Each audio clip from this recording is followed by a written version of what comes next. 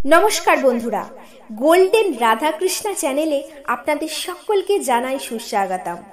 আচ্ছা, আপনারা শনিবার এই কাজগুলি করছেন না তো? এই কাজগুলি করলে শনিদেবের ক্রোধে আপনার সর্বনাশ হতে পারে। কি সেই কাজগুলি? চলুন জেনে নেওয়া যাক। শাস্ত্রে শনি ঠাকুরকে বলা হয় কর্মফলের দেবতা। শনি সবাইকে তার কর্ম অনুসারে ফল দান করে থাকেন। ভালো কাজ করলে যেমন শনির দয়ায় ভালো ফল লাভ করা যায়, তেমনি খারাপ কাজ করলে শনির নির্মম শাস্তিতে জীবন ছারখার হয়ে যেতে পারে। বলা হয়ে থাকে শনির শুভ দৃষ্টিতে জাতকের জীবন স্বর্গে পরিণত হয়, তেমনি শনির কুদৃষ্টিতে নরক যন্ত্রণা সহ্য করতে হয় জাতককে। শনিবার হলো শনি ঠাকুরের প্রিয় দিন। এই দিনে এমন কোনো কাজ করা উচিত নয় যাতে শনিদেব রুষ্ট হতে পারেন। জ্যোতিষশাস্ত্র আমাদের জানাচ্ছে যে শনিবারে কোন কোন কাজ ভুলেও করা উচিত নয়, কারণ এই কাজগুলি শনিবারে করলে রুষ্ট হন শনিদেব। জেনে নিন শনিবারে কোন কোন কাজ ভুলেও করতে নেই। 1. চুল বা নখ কাটবেন না।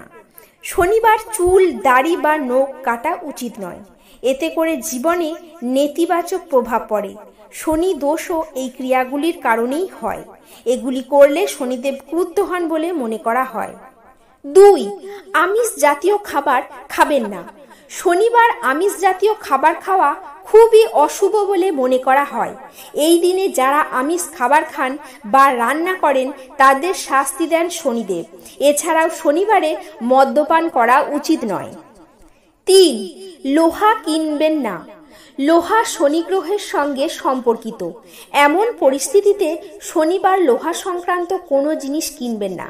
এটি করার ফলে বাড়িতে কলহ সৃষ্টি হয় এবং পারিবারিক সম্পর্কের মধ্যে বিভেদ সৃষ্টি হয়। ভুল করেও যদি শনিবার কোনো লোহার জিনিস কিনে থাকেন তবে তা বাড়ির বাইরে রাখুন এবং অন্য কোনো দিন নিয়ে যান। তবে শনিবার লোহার কেনাকাটা এড়িয়ে চলা উচিত। 4. নুন কেনা উচিত নয়। শনিবার নুন কেনা উচিত নয়। এতে করে ব্যক্তি ঋণের ভারে চাপা পড়তে শুরু করে এবং আর্থিক সংকটে পড়তে হতে পারে। এছাড়া শনিবার লবণ কেনার ফলেও শনিদোষ হয়। 5. শনিবার সর্ষের তেল কেনাও ভালো নয়। এতে আপনার এবং আপনার পরিবারের সদস্যদের স্বাস্থ্য খারাপ হতে পারে। 6. শনিবার কালো রঙের জামা জুতো কেনাও উচিত নয়। এই দিনে কয়লা কেনাও অশুভ মনে করা হয়। এটি করলে শনিদোষ হতে পারে। শনিবারে কালো রঙের পোশাক পরা উচিত, তবে নতুন পোশাক কেনা উচিত নয়।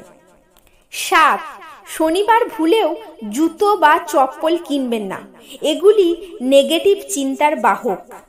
শনিবার এই কাজগুলি থেকে বিরত থাকুন এবং ভালো থাকুন।